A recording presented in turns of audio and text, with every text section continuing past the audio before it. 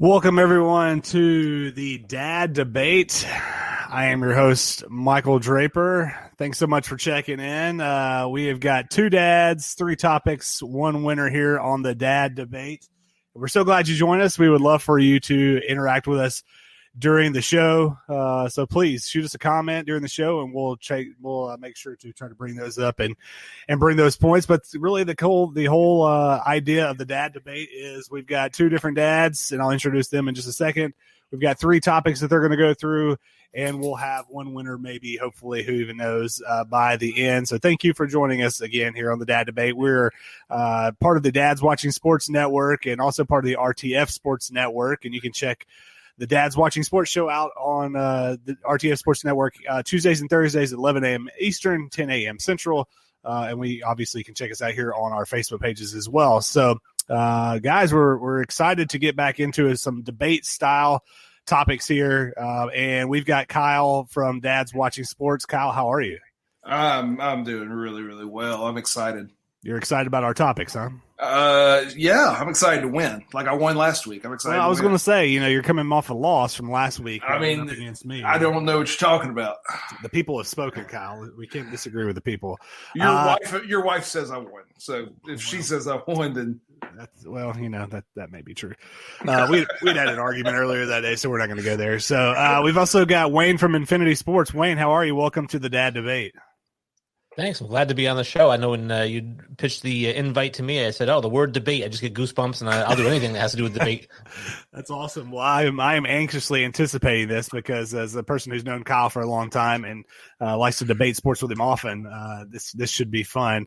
I will warn you, Wayne, Kyle's wife is an attorney, so he has a lot of debating at home that he does all the time. So this should be a lot of fun, guys. Which means I've learned how to lose very well. I bet that's that. Again, we want you to interact with the show. You can shoot us a comment here if you're watching here on the RTF Sports Network or Dads Watching Sports Facebook pages, or shoot us an email at dadswatchingsports@gmail.com. And we're going to get into our topics, guys. So it's been a tumultuous week in the college football world. Things really kind of started to unwind over the past couple of weeks. We thought we were going to have some really good positive news when we started seeing some schedules come out, and not really dates, but we saw the Big Ten released their conference only schedule. The SEC followed that up as well, and a few other conferences did as well. But then the wheels started falling off, Kyle, and now we're in kind of a mess. Since then, the Pac-12 has announced that they are not playing in the fall. The Big Ten has announced that they were not playing in the fall.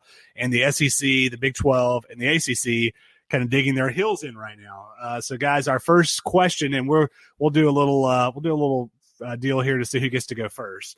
But our first question is going to be, if you are appointed the new NCAA Football Commissioner, what would you have done from March until now to avoid what is happening?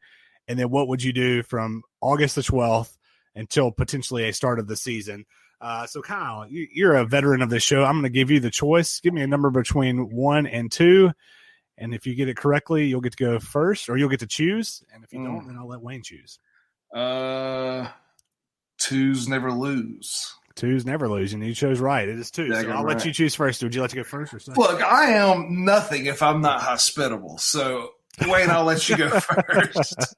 Thank you. All right, so Wayne, you are the newly appointed NCAA Football Commissioner. There's not one, but they've appointed a position. They have said, hey, we want Wayne from Infinity Sports to fill this role because he's got all the football knowledge and is his best.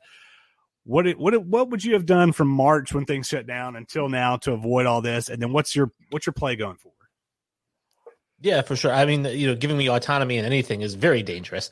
But I will say that, making me the NCAA commissioner, obviously there's a lot of other things I would rather tackle than COVID, but because that is what we have to tackle at this time, I think what I probably would have done going back to March is I would have said that the season is suspended indefinitely across the board for every conference. Now, obviously not saying it's suspended this year, you're saying indefinitely because you want to see how things play out. I think by kind of putting out there, like, we want to have a season, we're going to have a season, here's the schedules, you get people's hopes up, they think it's going to happen, and then all of a sudden you have to dial it back. And I work in an industry where the motto is under promise, over deliver. So I would have suspended play from March, said, we'll revisit it again in August, we'll revisit it again in October or whatever it is. And at this point now, I probably would have just, canceled every game from here on out, because it doesn't look like it's gotten much better. But that's probably what I would have done to kind of, quell the anticipation, is just say, listen, guys, the season's suspended, we'll revisit in the summer. So here's I want to make sure I wasn't going to talk over you. Here's the problem with that. Football is not basketball. Football is not baseball. Football is not any other sport that the major colleges play.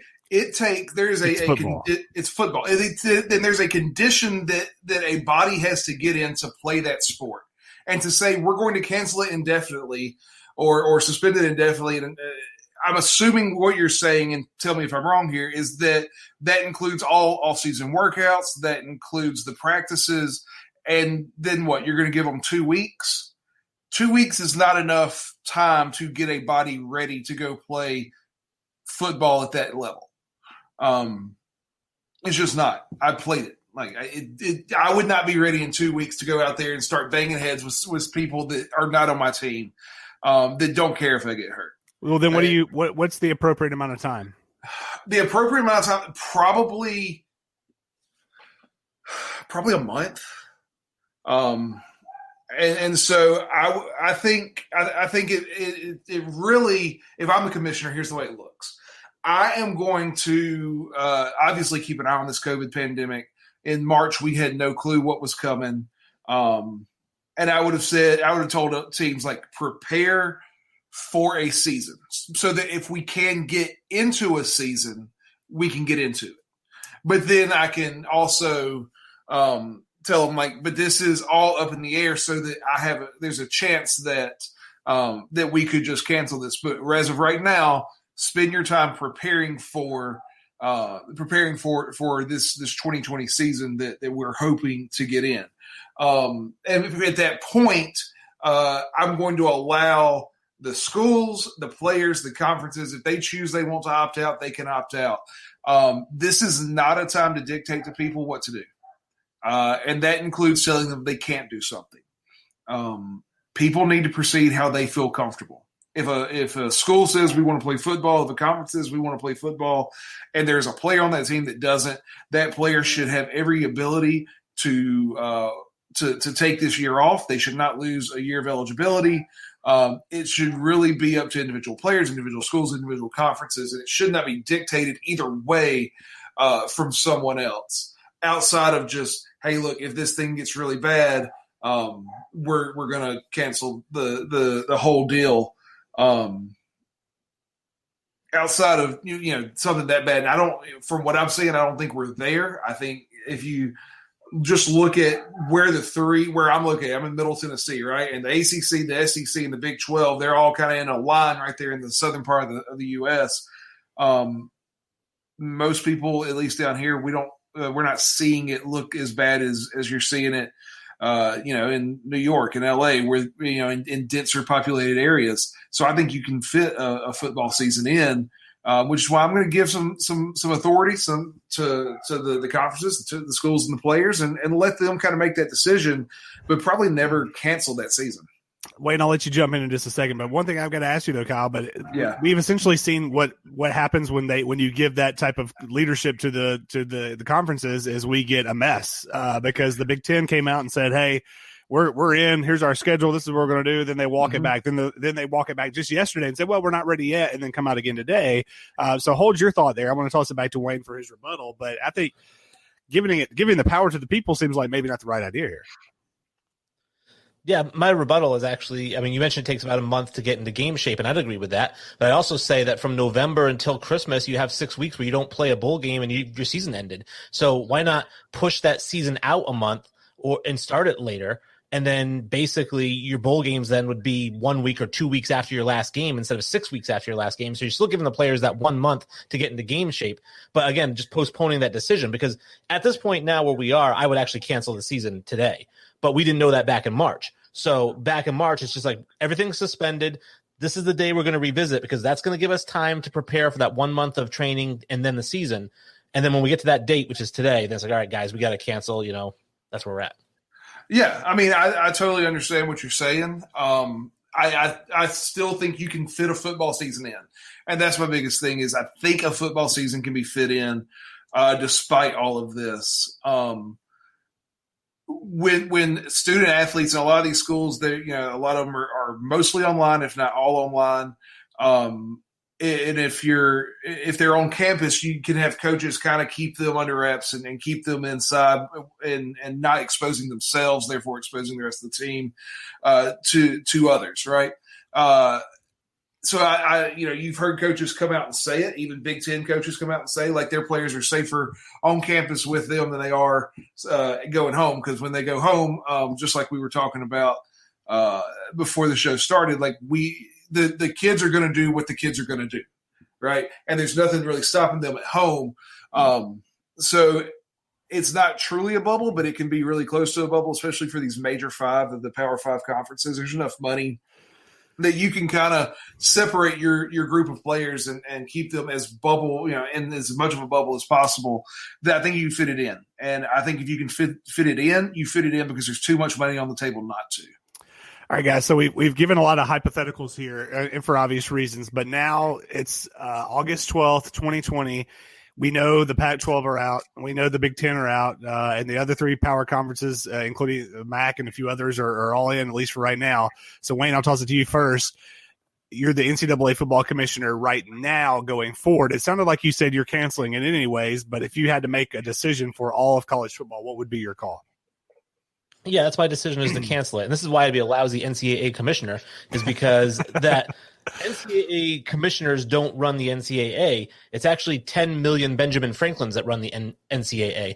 And I'm not one of those people who subscribes to letting Benjamin Franklin tell me what to do. So I think that we're trying to make it safe by not letting the kids on campus until a certain day, or we're sending them home at Thanksgiving, and that's like the end of the school year or whatever it is. We've got high schools that are postponing. We've got middle schools that are postponing, all for the safety of the kids. But now when it comes to football, we're not going to postpone it because money's involved. So I'm trying to look out for the best interest of the kids. If these truly are student athletes, which they're not, they're semi-professionals, but let's call them student athletes.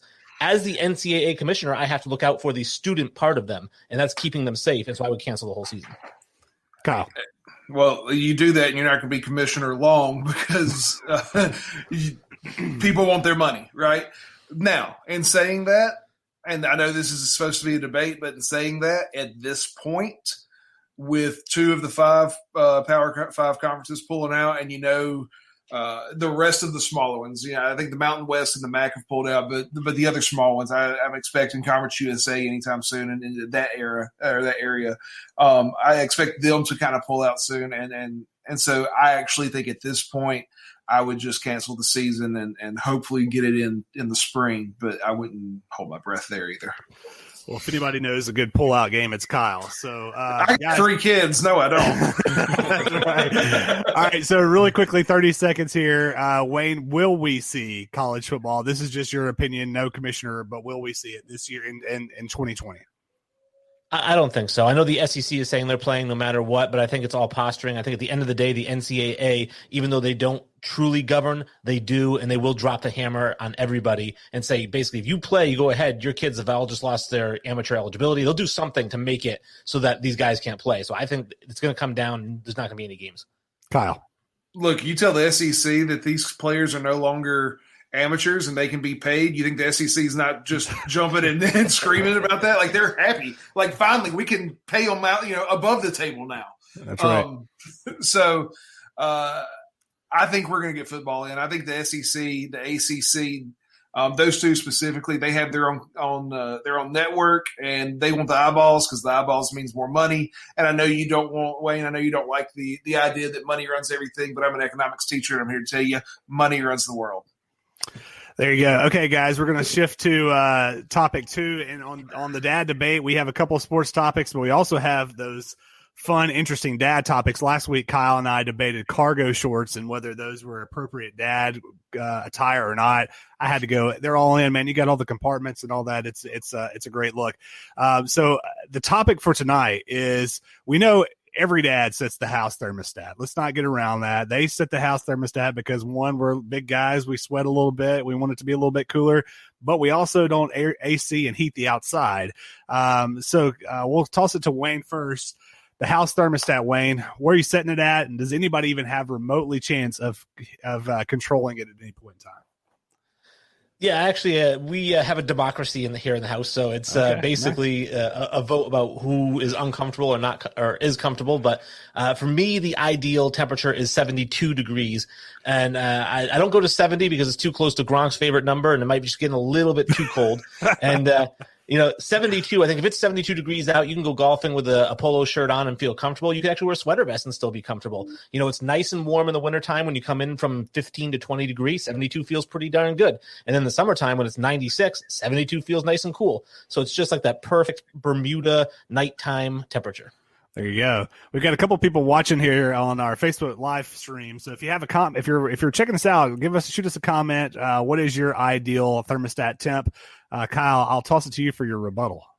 Yeah, so 72 is way too high. Wayne, I don't know how big you are. It's hard to tell. You got that big professional mic in your background, like you look the part here. But I'm a big dude. I get 72. I'm gonna be sitting on the couch sweating. So the right answer here is somewhere between 69 and 71, depending on what the weather is outside. If it's a little cool, 71. If it's warm to hot, we can bump that thing down to 69. And that is the right place. That's where I can walk around in a pair of shorts and a t-shirt and be absolutely comfortable and never get cold. Now you asked Mike, you asked Wayne if anybody controls the thermostat. I know, and if I know correctly, I know where this is going.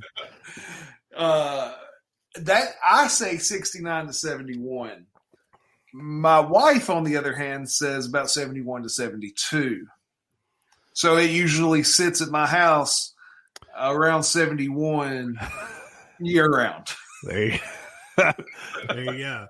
Well, and I think it also depends on kids. Like we have an upstairs, and I know you guys do too. And we have double units, so we can set ours to a little bit lower downstairs, but we don't want to get it too cold upstairs for the kiddos. But yeah, man, I'm more of a 70 to 71. I usually don't go down in the 60s anymore, just because you old to get a little brittle, get a little chilly, and even I gotta say this. You can go for it. That's fine. We go way back, right? Like 5th grade or something like that.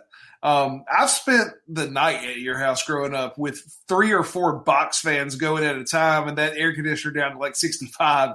Well, that's a teenager. That's not. A 35-year-old dad with a wife next to me. So. Gotcha. There you go. All right, guys. We've got time for one more topic here, and I'm excited to get to this one. So. You see over the course of really a lot of different sports themes and sports shows and just any kind of sports conversations, a lot of people talk about the Stanley Cup, Lord Stanley's Cup being the most prestigious trophy out there. Hockey playoffs, they're the toughest to get through. And we have just started the playoffs now that they got the round robin games out of the way and the elimination games, and they've got their 16 seeds set. So we're starting the NHL playoffs, but we've also got the NBA playoffs. We've got, obviously, the NFL playoffs. We've got March Madness. We've got any kind of postseason tournament or any kind of tournament that involves a champion going on, hopefully coming back in the world today. So my question to you guys, and Kyle, you'll get the first as you answer second last, is we'll start off with what is the best postseason, and then we'll get to the most prestigious championship trophy after that. But for you, looking across all of sports, what is the best postseason? And this could be professional, amateur, whatever sports you want to go with. So the best postseason comes down to 2 sports. It's either Major League Baseball or National Hockey League. I know a lot of people talk about professional basketball, the NBA, and March Madness, and I get it. They're fun to watch. But because to get to that level in Major League Baseball and the NHL, there's got to be good defense, good pitching, good goaltending, right? So all of a sudden, those runs that are scored or those goals that are scored, they feel bigger than any other goal during the regular season. The points scored in an NBA game, there's just so many, it doesn't feel like, every basket is meaningful. every goal, every run is meaningful. And I mean, let's be honest, hockey is more exciting to watch than baseball. So to me, the NHL playoffs are the very best that sports has to offer. Greg. Or Wayne. Yeah, I mean, sorry. Yeah, that's very common. Wait, where am I? What day is it? Good job, host. Yeah. I'm going to say that the best championship is the National Football League, and it's the Super Bowl. I mean, there's a reason that 175 million people watch it every year. Even the playoffs, the wild card rounds get more than any game of the NBA or MLB. You could have a Game 7 MLB, Yankees and whoever the Nationals, whatever, Game 7, and it's still not going to draw the ratings of a wild card weekend playoff game because it's one game per week. And so that excitement is there and that buildup is there. And there's so few games and it's one and done. It's not a best of 7. It's you're in or you're out. So I think that the most excitement surrounds the NFL. That is the most prestigious. The Lombardi Trophy is the best one to carry around for sure. Yeah. So look, I agree with you. I think there is more interest in football.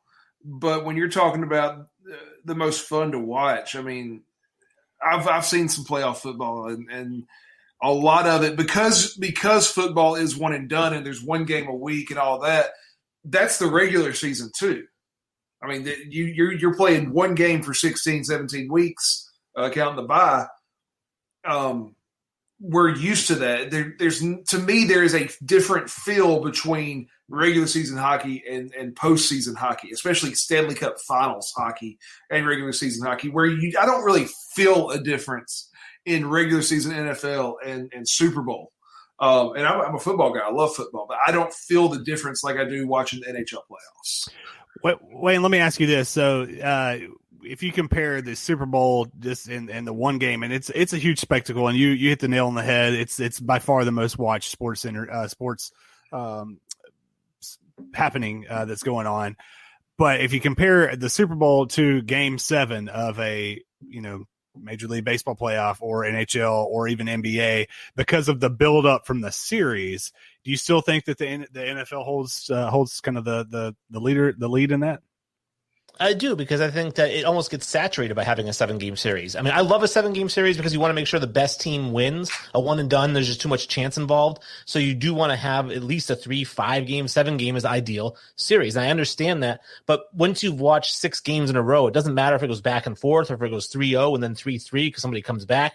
None of that matters. You've just watched 6 baseball games and you're watching your 7th in 14 or 13 days. And so I think that the idea of a Super Bowl or a playoff game where it's like you haven't seen it for the last 7 days, you're like, God, I can't wait for football to be on. And finally it's on. It's just like this nice relief. Again, if there were 4 football games during that week that were all the same team, I probably wouldn't be that interested in it. But there's not. And so that's why I think it's the most interesting and the most exciting to me. But you just said it. Like, think back to, I think it was 04 or 3-04 when Boston broke their curse. They went down 3-0 to the Yankees in the ALCS. 3-0 to the Yankees, and then we got to tune in and watch the next 4 games them win to get to the World Series, and then they eventually win the World Series. And, I mean, you have the bloody sock. There's so much drama there, right, where in football, like it's like you said, it's one and done. Anybody can win. It's a coin flip at that point. I mean, you're talking about baseball, hockey. To me, that's why I say they're the best because they're the hardest to get through. You can't just go in and luck your way into a win. Where we have seen that in the NFL playoffs, where like that team's not the best, but they had some things go their way and they were able to sneak out with a win. You don't get that. You got to win 4 games against this team to say you're better. There's more drama there than there is just a 1-game deal. Well, when you say that, baseball, like, oh, the Yankees, went up 3-0 and then we got to watch the Red Sox come back and win it, you're reminiscing. So you're remembering it in hindsight. Now, I have a friend who was in person in Game 4 of that when David Ortiz got the extra innings base hit up the middle to give them that win game. He said that he got the tickets on the third baseline for like $87. Like nobody wanted to go to those games because they thought the Red Sox were getting swept. So that interest didn't build up until Game 6 or 7 again. So you at least have 2 games that nobody cares about because they think you're going to lose. So that's what I'm saying. You don't run into that in football because you don't have that opportunity. Well, I get that point. And I will tell you, I can remember not being that interested in Game 4 because I thought, like, there's no chance the Red Sox come back from 3-0. But as that builds, I don't have that in football. Like maybe you see it. Who was it? The Bills Oilers, where the Oilers put up the big number and the Bills came back down by like 33 points or something. Yeah, something like that, right? But you don't see that a lot in the NFL. And when you do, you turn on SportsCenter and like, oh my gosh, the Red Sox actually got a game.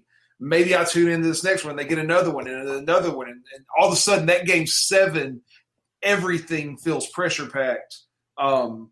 Where in the NFL, you turn the Super Bowl on. Like I watched the Super Bowl this past year. It was a fun game to watch, but I didn't feel that every play mattered. But every play, every pitch in a game 7, or every face-off in a game 7 in hockey, those matter.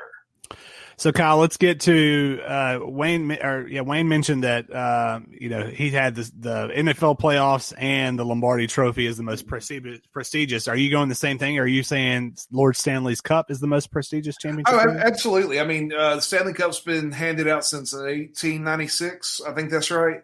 It is the oldest professional sports trophy, at least of the Big Four. And prestige is measured by longevity and popularity. And so when you're talking about the Big Four, the trophy with the most longevity is that Stanley Cup. When they hold it up and they add those discs on and all of a sudden this thing's 4.5 feet high, it doesn't get better than that, man. That is the trophy that if you're just looking at it, that's the one I want. I guess maybe I don't have enough estrogen to think that size matters that much. I know it's the biggest trophy. So for me, well played. NFL, the Lombardi Trophy fits nicely. You can 5 of them into a nice trophy case. Those Lord Stanley Cups, it takes a U-Haul to drag one of those around.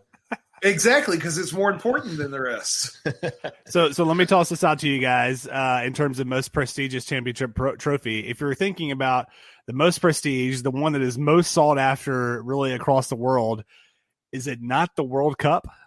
Okay, so I actually had that thought. Like, is it the World Cup or is it even a gold medal in the Olympics? Well, the World Cup is the most watched sporting event in the world. Right. I mean, by hands down. And so to me, I think, and because it only happens every 4 years and it's only international teams, so it's a select number of teams that get in, I think without a doubt, that's the most prestigious championship trophy. I would love to hear any rebuttals. I think on a world stage, you're right, but by God, this is America. I say it's soccer. Like, who cares? We just got in talking about women. Come on. I mean, football is where I love soccer. I'll be honest, I love soccer. I'll watch it when it's on. I love watching the Premier League. I hate watching American soccer. The MLS is the biggest drag on the planet. But I love watching European soccer, and I think that the World Cup, you get a lot of that. And guys who are all on the same team who are spread out normally during the regular season. So it's exciting. And I guess if you're a soccer player, I would agree with you. But as a fan, I don't even think it's in the conversation. Kyle, do you have anything you wanted to add? No, I mean, I think he said it right. If you're a soccer person, I think that's up there. And I think it's on the world stage. I think you're right, Mike. But if you're talking about just here in America, which I think all three of us are, no, it's not the most prestigious. All right, so the dad debate, we went through 3 topics: NCAA Football Commissioner, the House Thermostat, and the best postseason / most prestigious championship trophy. We want to hear from you, those of you that are watching, and those of you who have listened. We want to know who you feel like got the win, and we'll bring that up next week. Kyle from Dad's Watching Sports or Wayne from Infinity Sports. Wayne, just really quickly before we go, tell us a little bit about your show and where people can find it. Sure. We cover all things sports. We're Mondays and Wednesdays on Facebook Live at 7 p.m. Eastern Time, 6 Central. It is rebroadcast on the RTF network streaming Tuesdays and Thursdays at 1 p.m. Eastern Time. And then obviously you can find it at iTunes, Spotify, and Stitcher. Going through an interview phase. So this coming Monday, we're going to have Silk Cozart, who was in Blue Chips, White Men Can't Jump, 3 to Tango. Really good actor. He's going to be on this Monday. Nice. Well, definitely appreciate you coming on the Dad Debate. And again, you can check out the Dad Debate or Dad's Watching Sports anywhere you listen to podcasts. Just search Dad's Watching Sports. You can also check us out on the RTF Sports Network, streamed on their homepage on Tuesdays and Thursdays at 11 a.m. Eastern, 10 a.m. Central, and obviously catch us on the Facebook pages on Sunday nights at 8:30 Central, 9:30 p.m. Eastern, and on Wednesdays at those same times. I've been Michael Draper. Kyle from Dad's Watching Sports, Wayne, not Greg, from Infinity Sports. We will see you next time on the Dad Debate. Everybody have a good week, and hopefully, cross our fingers, we'll get some college football. Y'all take care.